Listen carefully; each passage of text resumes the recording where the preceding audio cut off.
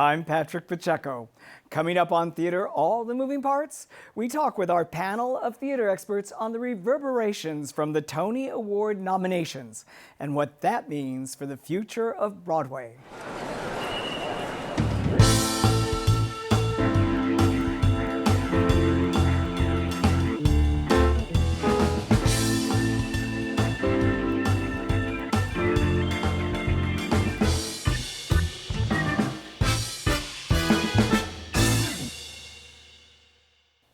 Hello, I'm Patrick Pacheco.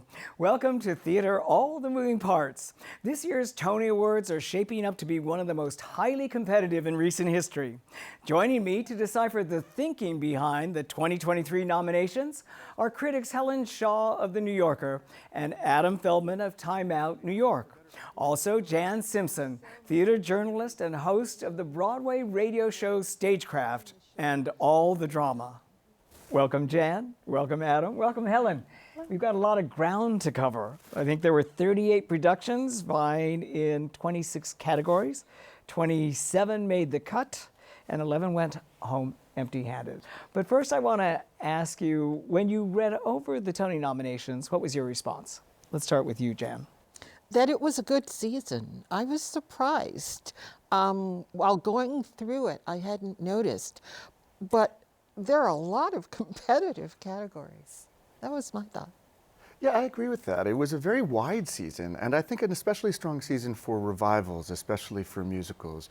For new musicals, perhaps a little bit less competitive. For musical revivals and performances, I think quite competitive. Helen? I missed a little bit the weirdness of the post-pandemic season, of those fantastic, strange plays that had shown up on Broadway in 2022, 21.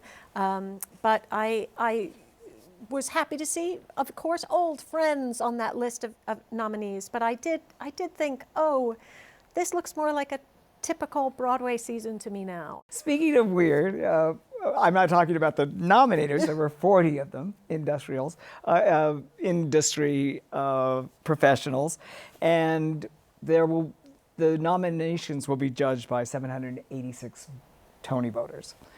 The good news was that there were 17 new plays for the nominators to pick from, and they picked 5, and those 5 are Ain't No Mo, Between Riverside and Crazy, Cost of Living, Fat Ham, and Leopoldstadt. So let's start with you, Jan. What does that say to you about where the nominators were in their thinking? They were sort of divided.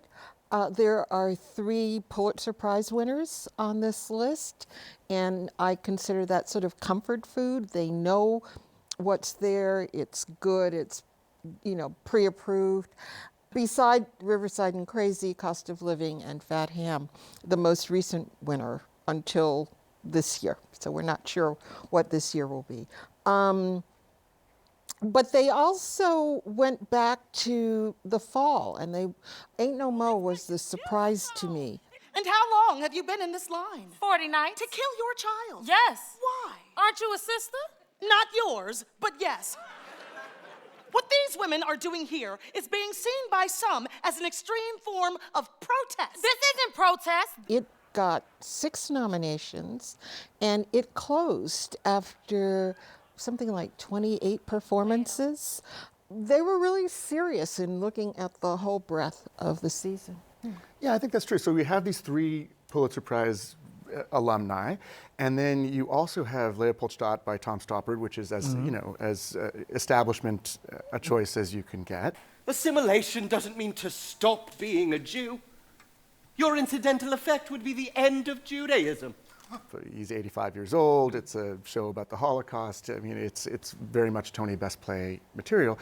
And then you have Ain't No Mo by a 20-something playwright, Jordan E. Cooper. And it only lasted for a few weeks. And so I do like that variety. I love that Ain't No Mo is in there. I think it makes it a much more interesting category. You mentioned that it ran for a short time, but it was about to close. Then the producers put out a plea along with Jordan E. Cooper, and they got an they extra ran for week. another Yeah. week. So that meant that more nominators could actually see it in that week. Yeah, and it paid off because it has the most, it's tied with Leopoldstadt for the most nominations for. Amazing. And at 27, he is the youngest black playwright to have a play on Broadway. Helen? Oh, well, because 3/5 of the nominees are Pulitzer winners, okay, so Cost of Living, Fat Ham, Between Riverside and Crazy, and Ain't No Mo, most of us saw off Broadway already. Right. It is very strange to look at a list of such adventurous plays and to see the Leopoldstadt as like the Johnny-come-lately of them. You know, it's the one that feels like, oh, I haven't seen that before, because the other 4 were very much known quantities even by the time they got to Broadway. And I think that the translation to Broadway worked differently for all 4 of them. They are not all 4 Broadway plays. Broadway hurt some of them because the size of the house is wrong for the size of the piece. But at the same time, it was actually a great year for writing. They are very beautiful. All of them, even the pieces that I have problems with, are beautifully written. But you know, Cost of Living, I agree with you about the space, but I thought that the 2 new cast members in Cost of Living on Broadway brought a lot to it that was compensatory for the difference. So for me, I actually was more moved by Cost of Living on Broadway, even though you're right, the space is less conducive. What do you want to do for your birthday? The weather's supposed to be nice next month. It'll be November in New Jersey. And you can't tell weather that far in advance. We can plan on it being nice, and if it's not, then we'll roll with it. What would you want to do? You won't be here. Why not? You got your drive. What if I took off? And what if you paid your bills? And we should probably mention Cost of Living is by Martina Mayok. Mayok. Fat Ham, of course, we mentioned was James Imes. And Between Riverside and Crazy, Stephen Adley Gurgis. A gorgeous play. I think just one of the best experiences I had all season. To go from Leopoldstadt with 28 actors, 31 actors, and Cost of Living with 4 actors. Right. To go from a 27-year-old playwright to an 85-year-old playwright. Exactly. Yeah. It was, as you said, Jan, a surfeit of riches. And now to the revivals, because you said the season was driven by revivals to some extent, perhaps more musical-wise, but then play-wise, but we'll get on to that. And nominated for the best revival of a play, August Wilson's The Piano Lesson, A Doll's House, obviously, with a new version by Amy Herzog. The Sign and Sidney Brustein's Window, which came in just under the wire, by Lorraine Hansberry, a 1964 play, and Suzanne Lori Parks' Top Dog, Underdog. What jumped out at you, Helen? I mean, I would say that there's one show every season where when I walk out and I'm on the street after the curtain call, I'm texting people and saying, you should get a ticket. And that for me was The Piano Lesson. It was just, I called my editor and said, just get down here. Come on, Doka. You know this one. Oh, Lord, Gahora. Oh, Lord, Berta. Oh, Lord. That happens for me sort of not that often. So it was very exciting to see. I found that was a real ecstatic experience in the theater for me. I certainly had a great deal of pleasure at the other 3 pieces. I think that the performances in Top Dog, Underdog are so good, are so shattering, that again, I would have watched those guys do that with music stands. I see. Jan? I'm a Top Dog girl. I had worried because the original production was so good, and I thought, is this one going to measure up? And these 2 young actors, Corey Hawkins and Yahya Abdul-Mateen II, they do theater and they're very well trained. One went to Juilliard, one went to Yale, but I wondered how they would fare on a stage, and they fared. They were just terrific. Yeah. We survivalists turn to consumers just to get by, just to get by, just to get by, just to get by. Yeah, I'm also a Top Dog girl. I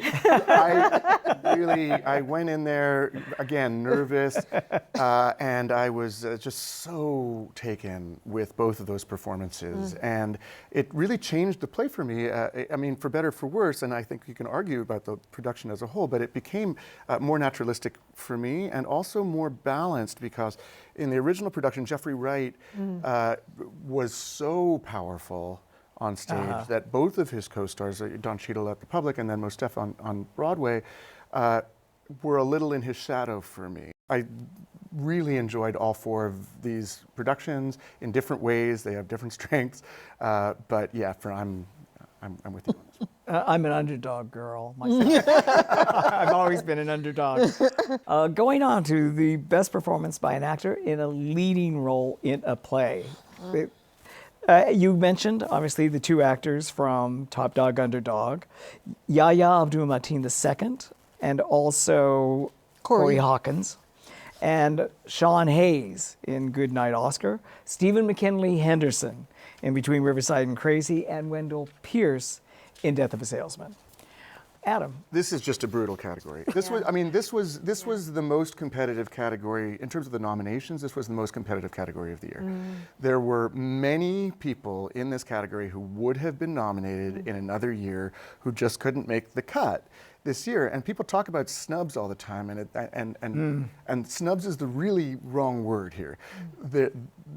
No one set out to be like, no, I will not nominate Oscar Isaac this year. It was simply that there are 5 slots in this category, and really many others that could have done it. I've heard a number of people say that Oscar should have been nominated. Yeah. I've heard a number of people saying that I'm blanking on his name right now. Yes, for Life of Pi, and actually really many others. I think that from Piano Lesson, John David Washington was terrific, and in another year, and Jefferson Mays. Michael Potts. Michael Potts would have been featured, but Jefferson Mays in Christmas Carol, I thought was just as good as I'll ever see in that piece that will be done a million times. I think you made a good point, and that is we should expel the word snub from these discussions forever going forward. Jan, do you have a champion in this? You want to champion anybody in this particular category? Am I putting you on the spot? No, I don't know. I mean, I'm not a Tony voter this year, and I am happy about that because this is a tough group. I think Stephen McKinley Henderson has a little bit of an edge just because he's done such great work for so many years in featured roles. And this time he was the main player and he just took it and went all the way. I couldn't second that enough because it's not a flashy role at all. He totally occupies that performance. He's kind of like the Spencer Tracy of actors because he does so little, so powerfully and so beautifully. I found it the most moving performance. And he kind of deserves it as a Purple Heart for having played Van Helsing in Dracula in that musical. On the other hand, I think there's a sort of a growing groundswell for Sean Hayes. You know what people do when they're surprised, shocked, and uncomfortable? Oh, I have a feeling you're going to tell me. They laugh. In part because he's doing something that's so different. He's not being comedic. He's doing a different role. And this shouldn't matter, but his show is the only one that's still running. And so voters who hold off to do their watching in this sort of Tony season, he's the only one they'll be able to see. Well, and it's a spectacular showcase for Sean Hayes because he does get to be more dramatic, but he also gets to be funny and do physical business. As Oscar Levant. Yeah, as Oscar Levant. And he also plays piano, which is an extra element that a lot of people haven't seen from him. So it's a very showy performance, and I thought he was wonderful in it. Helen, you going to want to champion anybody? I think that when you have a stacked category, you start thinking about other criteria, things like career, things like will there be another chance, etc. You know, you start kind of thinking. I mean, they really are. There's a very even field here, and you are trying to figure out these very microscopic gradations. And so I think that Stephen McKinley Henderson is, to me, the person who takes the step that step out in front for that reason. Low sodium, my ass. High sodium. The highest possible sodium. I didn't respond to Shonay's performance, at all. And I think a big part of that was that the play around him is not particularly strong. And there is such a sense that it exists just as a jewel box for his talents, of which there are many. And the fact that he can play Rhapsody in Blue and blow your socks off at the end is like, I mean, this is not chicken feed. But for me, that is not a particularly pleasant thing to watch. It is a showcase. As opposed to a different kind of showcase in Between Riverside and Crazy, a play that was written for Henderson out of love and respect for the craft in a slightly different way. And that's the thing I respond to a lot there, is that not only is he gorgeous in the show, but it's a part that couldn't exist without him. And so to me, that's very precious. Certainly the next category, there's no chicken feed in it at all. That's best performance by an actress in a leading role in a play. And that is Jessica Chastain in A Doll's House, Jodie Comer in Prima Facie. I learned how to pronounce that since our last meeting. Jessica Hecht in Summer of 1976, and Audra McDonald in Ohio State Murders. This is Audra McDonald's 10th nomination. She ties with Chita Rivera. And is there a biography of her available? Yeah, I think there is. Does. Yeah. I hope everybody out there buys it. We're sitting on stacks. This is another category. This is another category that is going to make people go running for the rule books because, as many people have observed, there are only 4 nominees in this category, and some people thought that was a snub again, or that was some kind of gesture from the nominating committee that there weren't enough good performances this year. That is not the case. This is simply a reflection of the way that the Tony rules are structured. There were only 7 eligible nominees this year, candidates this year, and when there are fewer than 9 eligible candidates, then the category shrinks down to 4. The 3 who were left out were Laura Linney from Summer 1976, and Rachel Brosnan from Sign and Sydney Brewster's Window, and less persuasively Zoe Wanamaker from Right. It's a bit surprising for some people that they did choose one of them from Summer 1976, because I think people thought, well, they'll just cancel each other out and they'll nominate Rachel Brosnan. But I think that there's a lot of affection for Jessica Hecht, and she's been, this is I think only her 2nd nomination, and she's wonderful in the show, I thought. And that said, I think this does come down to Jessica Chastain and Jodie Comer, and Jodie Comer has so much to do in Prima Facie that she's probably the front runner. The judge looks at me. It's your witness, Miss Ensler. Yes. The witness is mine. The witness breathes in. I stand up. Slowly do up the button on my jacket. What about Jessica Chastain? A lot of people are thinking of her as the front runner. Helen, what do you think? Are they thinking of her as the front runner because she is the biggest star, or? I think because she has so much to do in the play. Well, she certainly sits on that chair, and she's very, very accomplished in the part. I think she does a lot of very subtle things, again, because she's very confined physically by the part. I don't know all 768 voters. I don't know their inner landscapes or whatever, but I doubt that a small performance will beat a big performance. That's just not how voters usually go. And as Adam said, Jodie Comer is in like a rainstorm. She's up and down on a table. At one point, she jumps off a table, and I was like, ugh, what I would give to be in my 30s again, you know? I mean, it is, she is just, it's an enormous, enormous task. I agree with them. And this is Jodie Comer. This is her first play. Yeah. She won the Olivier in London for this same performance. She also this may be part of her campaigning, but she's not a classically trained actor. She didn't go to, some sort of conservatory or drama school, and yet she is bringing the goods.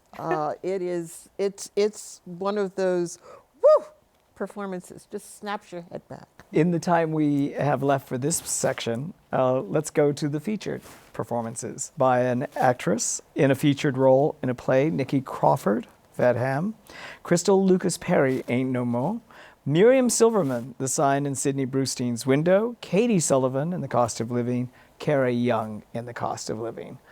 I don't know in this category. Nikki Crawford's performance is a large performance. Miriam Silverman really stood out in Sidney Brustein. There's that. The two women in Cost of Living were both good.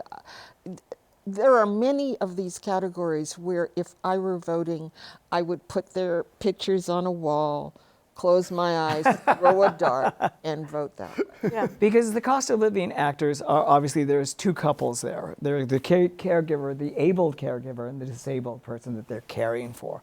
And in this case, it was Katie Sullivan who was disabled and Kara Young who was taking care of one of the disabled actors as well. You're not what usually applies for this job. And what usually applies? Oh, you know. No, please tell me. I need someone who can really do this work, so if you're not willing to... I'm sorry, but... A lot. What? Of life is how much I've lived. So when a man tells me I'd have to do some various things for him for money, I gotta push that man for a little clarity. The Miriam Silverman, I haven't seen Sign in Sidney Brustein's Window. Well, you're in for it. What's that? You're in for it with her. You are. She takes over that. Yeah, buckle the seatbelt. It's about a liberal couple, a married couple that must face their liberal convictions on some level. And I think she plays somebody that's described as a starchy sister of Rachel Brosnahan. I mean, you will come out of that show and you will not say it is a play about a liberal couple. You will say it is a play about a starchy sister? Tornado. Oh. Yeah, exactly. And she has two annoying liberal in-laws to deal with. She owns that show. The other thing is that this is the third time the show has been done. And in the other two cases, the actor who played the sister was nominated and won. So this is one of those roles where, it's a sandwich. It's a meal.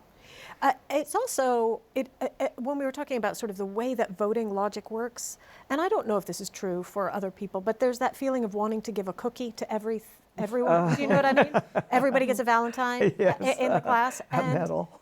And I wonder, again, in a absurdly stacked category, is that the way to honor a production which isn't otherwise being honored? But this might also be a way to honor Cost of Living or Ain't No Mo that isn't otherwise being honored. And so that could cut a lot of different ways. I really like all of these performances. And so it's going to be hard for me. My heart honestly says Crystal Lucas Perry. Well, what about those who say that fear is something African Americans have always had to overcome?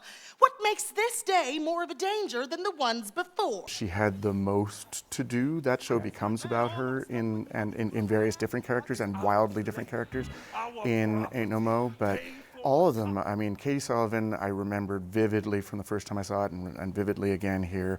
And Miriam really walks away with this show in her coat pocket. And Kara Young was terrific. Wonderful. And she was also nominated for Clyde's last season as well. She's just doing really good work. My logic is always vote for the most downtown person. Like, really? You know what I mean? If I'm taking We're not surprised by that, are we? If I'm taking the mask off, that's really what is going on. And what's really delicious and sick about this is these are very downtown people. I was just going to say, who is not in this? Yeah. I think that Crystal Lucas Perry might be injured by, her odds of winning might be injured again by the fact that they have carved out this exemption this year from the usual rule that you have to have seen everything. I think a lot of people just won't have seen this show during its brief run in December, and that works against her. But I think she does still have a strong shot, and it's going to be a very interesting category to watch. In the time we have left before the break, we're going to go to Best Performance by an Actor in a Featured Role in a Play. That's Jordan E. Cooper, Ain't No More, the playwright as well. Samuel L. Jackson in August Wilson's The Piano Lesson. Ariane Moyed in A Doll's House. Brandon Uranowitz in Leopoldstadt. And David Zayas again in The Cost of Living. Adam, take it. The Tonys love Brandon Uranowitz. They do. He hasn't won yet. He's great in Leopoldstadt. It's not a huge surprise to me that he's of that enormous cast that he's the one who was nominated. He stands out a little bit. He has the character is a bit more clearly drawn than some of the others are in the vast cosmos of the play. But Jordan E. Cooper is not just one of the takeaway performances of Ain't No Mo, but also wrote it. Bad will be the carrier of our entire story as a people in this country. And that, Peaches. Yeah, How can we forget plays Peaches? and is terrific in it. That said, I think that Samuel Jackson, as a huge star, taking a supporting role in The Piano Lesson and doing great with it, taking a different role than one he played in the original, this is might be a good chance to give Samuel Jackson a Tony Award that he deserves. You got West. You look over here, you got South. Look over there, you got East. Now, you can start from anywhere. Don't care where you at. You got to go one of them 4 ways. The production directed by his wife, LaTanya Richardson Jackson. Yeah. Helen, what do you think?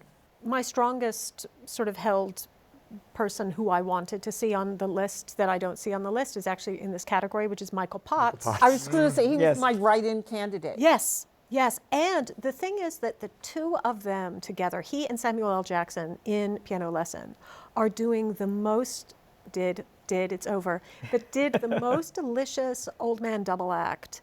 They were clearly absolutely yanking each other's chains for the entirety of the production. It was delightful. And I actually thought, even though I thought Samuel L. Jackson was amazing, that Potts was doing something so difficult with that part. Jan, you're going to get the last word when it comes to plays.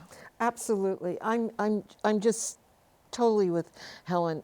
I'm going to start the write-in Michael Potts campaign because he, like Stephen McKinley Henderson, is one of those actors who is always good, just always so pure, so good. And people may not recognize his name, but you recognize him on stage. And he is really one of those, he's like Reed Birney, these actors who, when given a showcase role, you go, oh yeah, why didn't I think of that before? And somebody write a role for Michael Potts and do that. And in the meantime, I guess I would go with David Zayas, who I thought was just wonderful. Fantastic. You married a person, and a person is going to be a person even if they're married. That's a lesson. That's a lesson for your life right there. But still, I still loved her. While we're just doing wish list things, the one that I wish were in this category is Michael Patrick Thornton from Doll's House. Yes. He plays the doctor in it. Yes. He was also, for me, my favorite part of Macbeth last year. True. He is so good, and he's so good in this part again, like a part that has so much rich potential in it. And what's lovely is that it was a very diverse role of actors that we were looking at, and very downtown. Helen. Downtown. We are taking a short break. When we return, we'll talk about Best Musical nominations. Welcome back. We'll now talk about Best Musical nominations with critics Helen Shaw of The New Yorker and Adam Feldman of Time Out New York. Also, Jan Simpson, theater journalist. We're back. And musicals, which is the top prize and means the most at the box office. Just a little factoid. 1 in 5 musicals recoup. However, 3 in 4 musicals that win the Best Musical Tony recoup.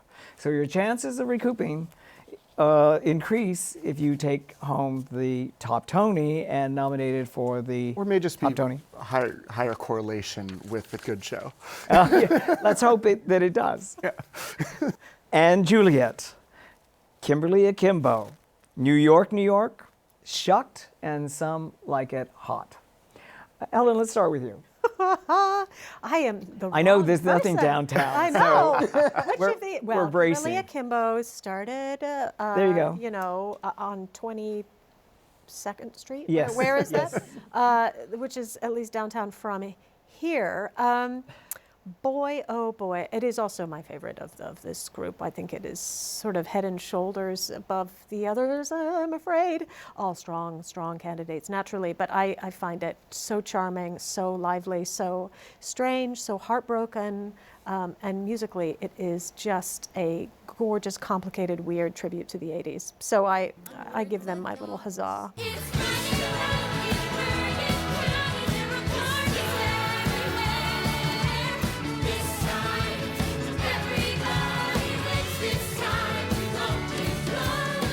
Most of the plays came from nonprofit development. And this one, as you just pointed out, also came from the Atlantic. The Atlantic developed it. Jan, is it a consensus, Adam, a consensus when we're talking about Kimberly Akimbo? Jan, why don't you go first? I don't know in this category. I think Kimberly Akimbo is certainly going to be one of the prime contenders. Over the last few years, the Tony voters have voted for smaller shows. There's just a whole string of them: Strange Lou Once, Fun Home, Evan Hansen, Band's Visit. You can go on and on. But I think it might be a little different this year because we're coming out of the pandemic.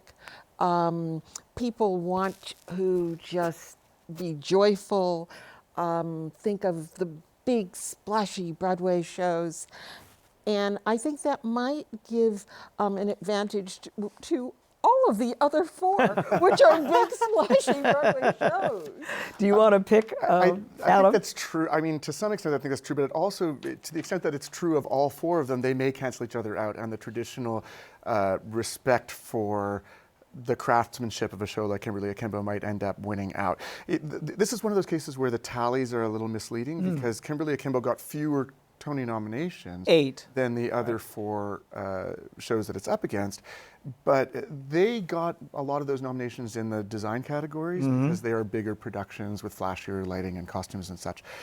Kimberly's not that kind of show, but the nominations it did get were in ones that have maybe a little more heft to them for the voter. So they're performance categories, they're the writing, and Kimberly for me is with Helen on this one, just a different kind of show. I really enjoyed several of the other nominees. They were great fun for me, but Kimberly is the best of the group for me. And it's also the one that I feel it is the most deeply joyful. The others are joyful in an immediate way, but Kimberly, I take joy from listening to the cast album. I take joy from thinking about the last scene. It's a beautiful show for me. In terms of the tally, the most went, 13 went to Some Like It Hot. Then New York, and Shucked, and Juliet got 9. And then Kimberly got 8 as well. But that's hardly a harbinger of who actually wins the number of nominations that Right, I think that might be a little misleading is what I'm saying. Because Some Like It Hot has beautiful production values, and so does and Juliet. They're great fun to see. I hope that everyone, Shucked I thought was hilarious. I hope that everyone goes to these shows and enjoys them, and they have a wonderful place. But for me, Best Musical should be the best musical of the year, and for me, that's Kimberly Akimbo. And New York represents yet another show by John Kander at 95, still going strong. Which I think 96 now. Is it 96? Still very impressive. And it's doing good business, and so is Anne Juliet.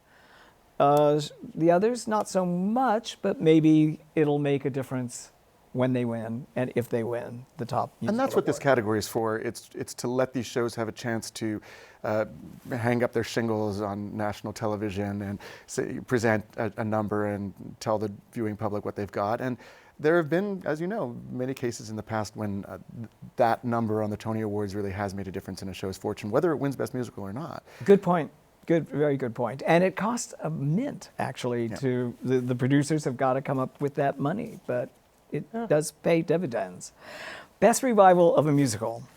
Not surprised that it's Sondheim, Into the Woods, Sondheim in Sweeney Todd, Lerner and Lowe's Camelot, and Parade. There's also Merrily You Wrong, which will be part of next season. But do you think that devotion to Sondheim sort of carried these revivals into the competition, or do you think they were well-deserved at any rate? Absolutely, we'll start with you. Absolutely well-deserved. They are. It helps that they're great shows. But if you fail at doing a good show, then everyone sees you fall on the show. I think these are both very successful productions artistically. I enjoyed both of them a great deal. And this category, for me, Camelot a little bit less, but Into the Woods and Parade and Sweeney, I think, are all first-rate productions of really high-quality shows. So this is going to be one of those categories that a lot of people disagree about, and will be an interesting one to watch on the night of the awards. For me, in a weird way, because Into the Woods and Sweeney Todd are such great shows, and because we've seen great versions of them in the past, this version of Parade stands out a little more because it's, for me, and I did see the original, I think it actually improves on the original. Loud as a mortar, there is hope. Finally, Yes, Leo, there is hope. This isn't over. We are finally on the way. Jan, I gather I'm not going to get you to disagree with anything that he just said, because your head was shaking up. We should say that it's directed by Michael Arden, who deserves a lot of credit for this. Who also revival. directed Christmas Carol this year. And directed, busy guy. Do you want to talk about any of the other nominees that you might have enjoyed as much as Parade? Everything, I'm just going to co-sign everything that he said. Everything. It's a beautiful production, isn't it? It really is. And you're right, the first one was not entirely successful. It was a nonprofit at Lincoln Center revival. Not revival, the original production. But I must say that Into the Woods was a big surprise, I think, to everybody, because it was out of the Encores season. So was Parade. And so was Parade. So they're on a roll after a very rocky start. I enjoyed listening to Sweeney Todd so much, and I also honestly enjoyed listening to Camelot. I had a kind of hard time at that show. As a show, I found the rewritten book and stuff kind of rewritten by Aaron Sorkin. But it did not work for me particularly. But both Sweeney Todd and Camelot, there was a lot of this is so unsophisticated noise. It was so loud. It was so gorgeous. These were huge orchestras. And in the case of the Camelot pit, it had been very carefully designed in order to funnel all of that sound out at us in the Beaumont. They had kind of done sort of like you could hear the sound underneath the floor, which was quite thrilling, you know, the trumpets far away. But the Sweeney pit also felt like a presence in the room. It was having these full orchestras play this music is to me the Broadway opportunity, is the reason why I hope that all of these shows recoup. May this be the year. And however, if I vote my heart, I'm thinking about Into the Woods, because if it's about just sort of like what changed my I don't know, mood, outlook, it would be just the sheer joy and rambunctiousness of that production. Good luck there, young lad.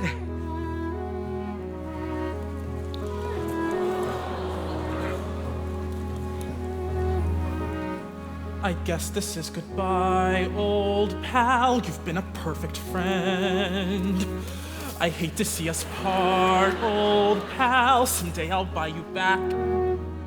We're going to go to Best Performance by an Actor in a Leading Role in a Musical. Among those are Christian Borle, Some Like It Hot, J. Harrison G., Some Like It Hot, Josh Groban, Sweeney Todd, Brian Darcy James, Into the Woods, Ben Platt, Parade, Colton Ryan, New York, New York. Jan, is this a stacked list for you?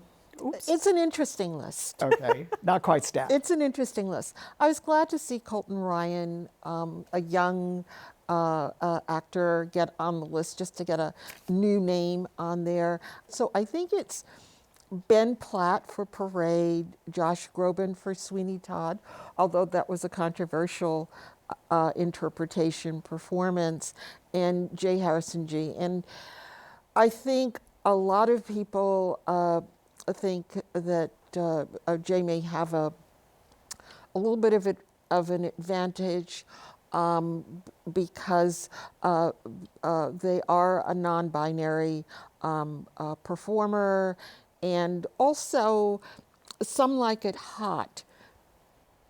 Unlike Camelot, the book here was changed.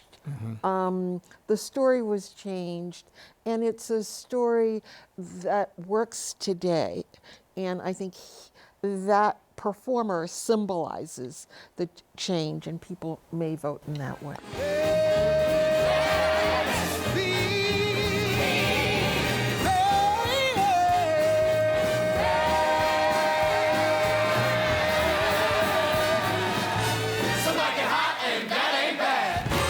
We should probably say that J. Harrison G. is, along with Alex Newell, two of the non-binary actors. Right, and there were several nominated. who were eligible this year, and for the more than in the past, and so that might be an issue that the Tonys have to deal with at some point going forward. But this year, both J. Harrison G. and Alex Newell opted to be considered actors. They're both non-binary. They both are okay with all pronouns. So I think for them it was an easy call because for one thing, they have better chances in their current categories. I think they both, for me, are the front runners in their categories. For, as much as you said, I think that as good as Josh Groban and the others are, J. Harrison G. is at the center of what's successful about Some Like It Hot. And that big number that their character has in the second act is the best thing in the show and what you come away with.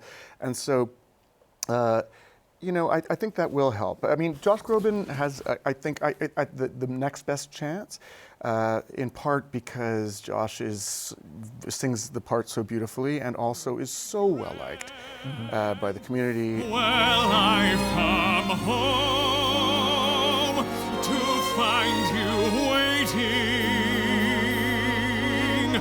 Home, and we're together.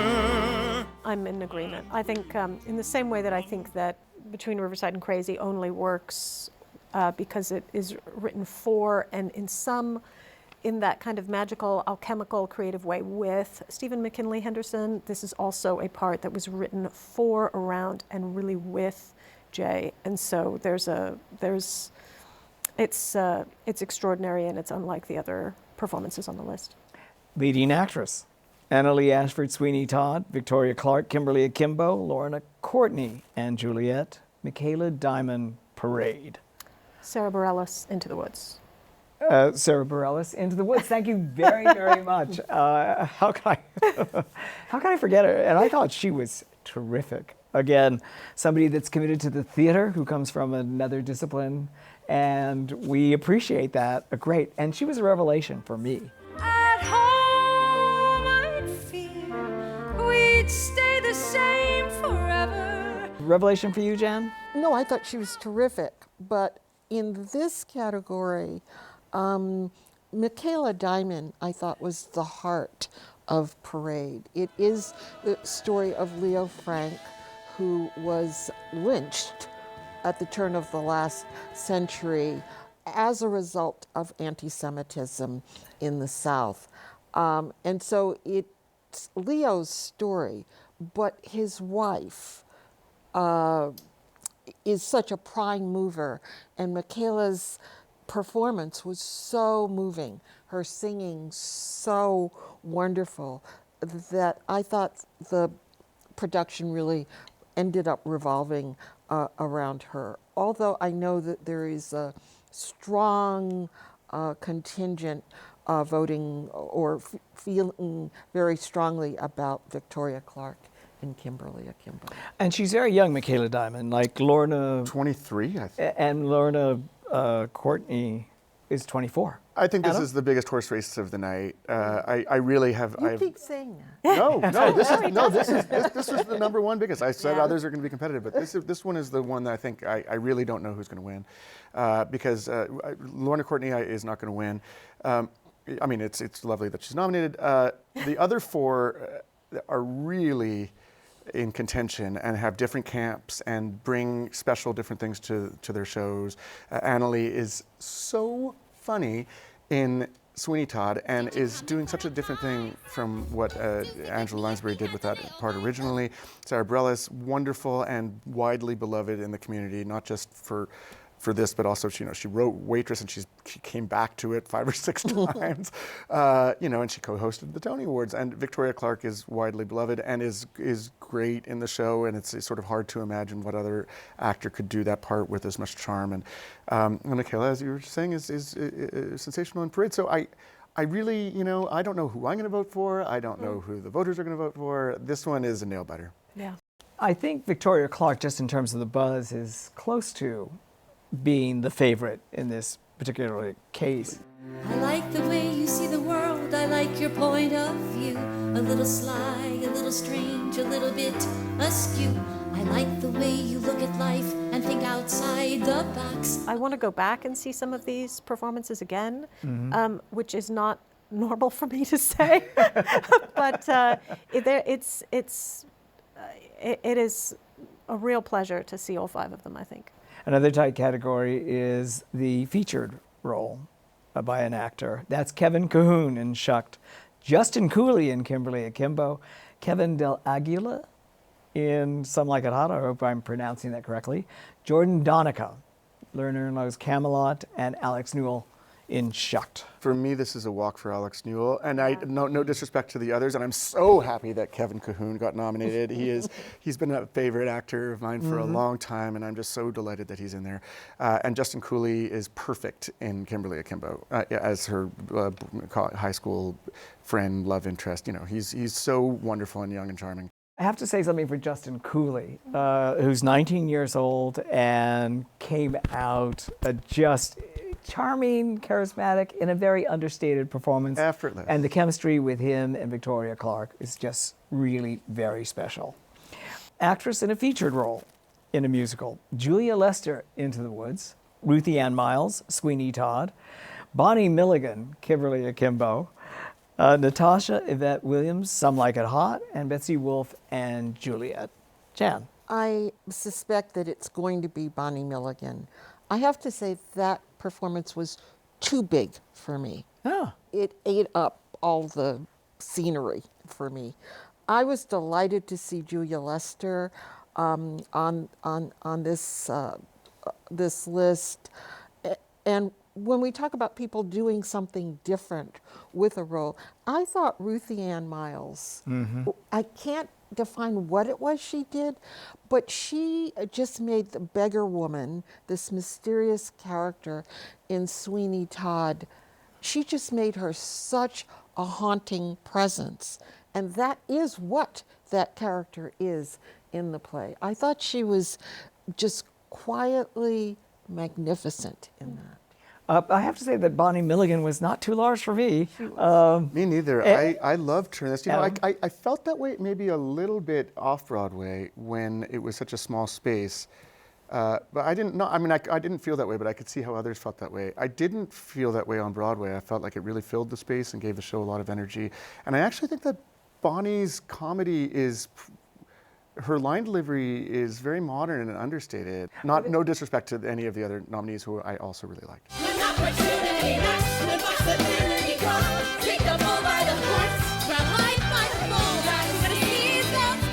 Are there enough downtown names for you in this category, or enough? So no, but Bonnie has the best cabaret show that I've ever seen. I Really? saw a Christmas cabaret show that Belton Bonnie did, and I'm going to move that into a kind of a downtown space. You know what I mean? Yeah. It was a basement. The floor was sticky. So I think that's how I am going to think of that performance, as super, super downtown. No, it is. There are things that are undeniable, and her star quality. It's like it just doesn't take no for an answer. It's almost assaultive. Like it picks you up and it says, "This is one of the best performances you're going to see," and then it puts you back in your chair. And so I loved it. There were 2 other performances that were not nominated, but which I think deserve to be. Ali Mousy, who plays the mother, and the father was played Stephen by... Boyer. Thank Yeah, you. No, but the two of them are wonderful as well, and I think that the reason Bonnie stands out is because so much of the rest of the show is a little sort of bittersweet in its tone, and Bonnie comes on as this hurricane, and it's hard to imagine the show's momentum without her character and her performance for me. And you need somebody on stage who does not care if these kids go to jail, like just does not care, would prefer it, you know, and so it cuts against, it's an important ingredient because the show is not in any way too sweet or saccharine or sentimental at all. Right. But her presence and the way that her character is written and how she performs it is the thing that guarantees that it will really get in and under your defenses. We have to wrap up, but I wanted to ask you 5 years from now, 10 years from now, what will you remember about this season, Jan? That it was an incredibly diverse season, just that. You know, we're all pushing in the theater community for diversity, and the shows and the people we've just discussed are diverse in every way, in terms of age, style, race, gender. It's been the Broadway that I think we want to see. And a high bar of talent. Yeah. I agree with that. I mean, and not just the ones that we've discussed. There have been shows that we haven't discussed that were also, I mean, it's been, when you look back on it, we had a Native American playwright on Broadway this year. We had a South Asian play in The Life of Pi. We have a Central Asian play earlier this, in the summer last, in The Kite Runner. We've had actors with disabilities. We've had wide ranges of cross-casting and of specific, race-specific casting in individual plays. And that really feels even more for me than last year, where there were more plays by Black playwrights in a deliberate way. This feels like a new progress in that continued evolution, where it's just part of a more consistent texture of the Broadway season. And that's been one of the nicest things about the season. Helen. My prepared answer has to do with the fact that, to me, it's a beautiful balance of old and new shows this year, that it's one of the years that you come away thinking, wow, the kind of great American catalog is pretty strong. I mean, these are, when we revive well. And, but as you asked it, it's going to be the 20-year difference in myself between the first time I saw Top Dog and the second time I saw Top Dog. And that I think that's enough times for your body to regenerate itself twice, isn't it like 10 years or something? And so organically, I was a completely different being, but that it was, what I will take away from it and what I will tell people in another 20 years when I see that revival is that that this is the reward of watching a lot of theater for a long time, is that you get these occasional way signs, these waypoints, which you get to visit again, and that they're like, that they are a sort of a way of, I mean, this is very cheesy, but of kind of measuring your soul. And so even though I think I voted for something else in play revival, I will say that the opportunity of seeing that show again, that's what I will remember.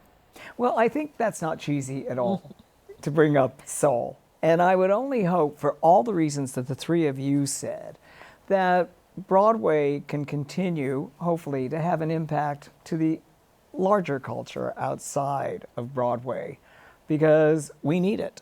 It's a fraught time, and if we can bring that message, that joy, whatever we want to call it, out to a larger public, then I think it will have been a good season indeed. So thank you, Jan, thank you, Adam, thank you, Helen, for a really rich discussion.